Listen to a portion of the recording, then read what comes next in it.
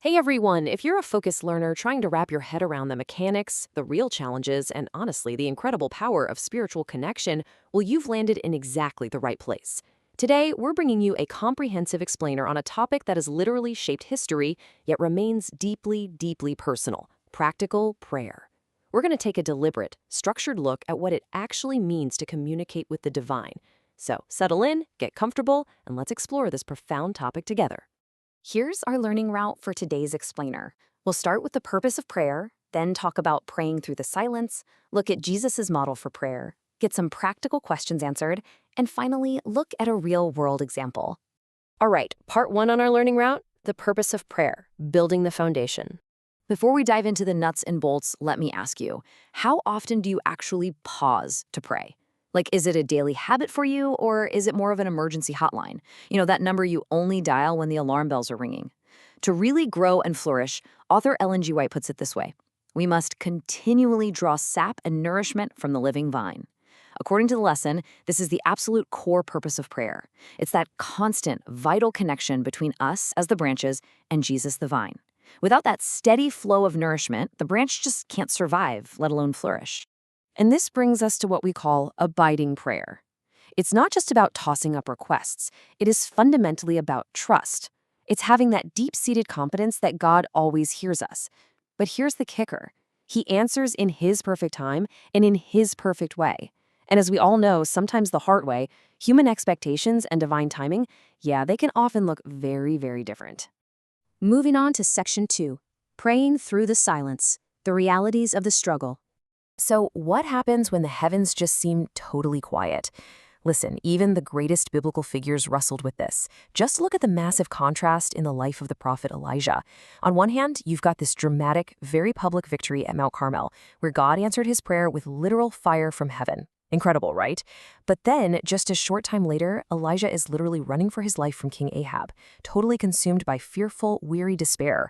It really shows us just how fast our spiritual and emotional state can shift when fear, even temporarily, overpowers our faith.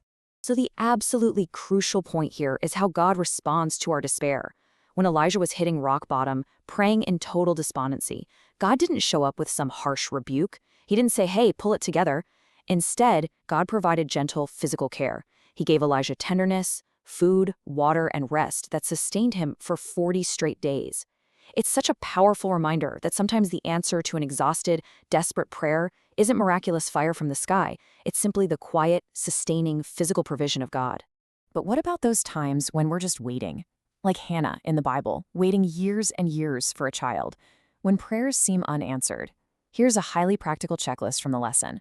We need to honestly consider our motives and seek God's will above our own. We have to check our hearts for cherished sin, all while abiding in the Word and keeping our faith strong.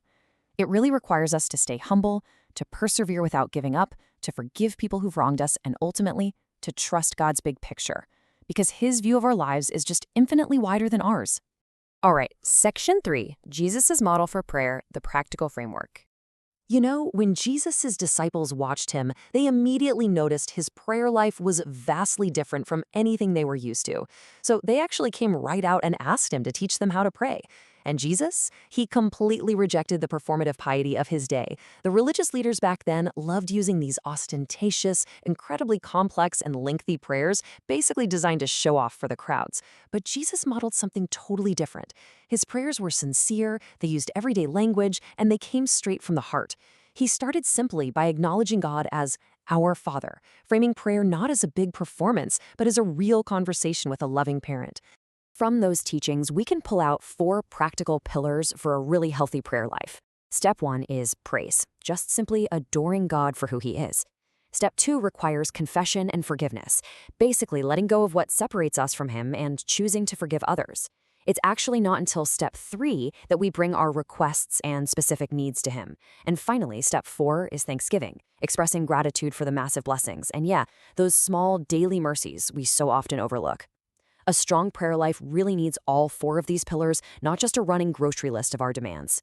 Let's dive into section 4, practical questions answered, addressing the doubts. Okay, here's a question I am absolutely sure many of you have pondered at some point. Why pray when God already knows everything? I mean, if God is all-knowing and he already knows exactly what we need before we even open our mouths, what is the point of speaking it out loud? Let's take a deliberate second to pause and just consider the absolute mystery of an omniscient God actually wanting to hear our voices. The answer actually lies in this brilliant insight from Ellen G. White. Prayer does not bring God down to us, but brings us up to him. Think about that. According to the lesson, prayer is actually for our benefit. It's the mechanism that forces us to hit pause on the crazy rush of our daily lives, stop, and acknowledge God's sovereignty. It aligns our hearts with his and totally elevates our perspective. Here's another super vital question. Why pray when all is well, right? When our bank accounts are full, our health is great, and life is just smooth sailing, we almost always forget to pray. Why is that? Well, because self-sufficiency and pride are massive barriers. Realizing our constant, desperate need for God, even on our absolute best days, is absolutely vital to our spiritual survival. And that leads us to our final practical question. With whom should I pray? Is prayer strictly a solo endeavor, or is it meant to be a group activity? Let's look at how to balance that out. According to the lesson, the most robust prayer life involves a really healthy balance. First, pray privately. That intimate, one-on-one time, that is the lifeblood of your relationship with God. But you shouldn't stop there. Pray with your family and in small groups, because where 2 or 3 are gathered, God is present in a uniquely powerful way. And finally, engage in corporate prayer with your entire church community. Every single one of these settings offers a different, completely necessary dimension of spiritual connection. Which brings us to section 5, a real-world example, the proof in action. So we've talked about the theory, the framework, and those deep theological questions. Now let's look at a totally inspiring real-world story from Kenya. Meet Rampas, a 16-year-old Maasai boy. After being baptized, he felt this profound calling to get an education so he could read the Bible for himself. But he faced some intense opposition from his father. And get this, his massive family of 82 siblings. He wanted to study theology at a university, but he just didn't have the funds. So he gathered his Sabbath-keeping siblings, they knelt right on the floor, and they prayed for a very specific need, exactly 7,000 Kenyan shillings to cover his admission fees. I kid you not, moments after they said amen, a knock sounded at the door. It was a visiting politician coming to see Rampas's father. After learning about the boy's ambition, the politician literally reached into his pocket and handed over 15,000 shillings. That is more than double the exact amount Rampasa had just prayed for. God's timing and provision were immediate and, honestly, just overwhelming. And just look at the ripple effect of that single, faithful prayer session. Rampas was able to go to school, and today, he's a pastor. He's actually established 6 churches and distributed over 500 Bibles translated into the Maasai language, giving immense hope to his people. This brilliantly illustrates the unimaginable impact of a praying life, a life that is truly connected to the vine.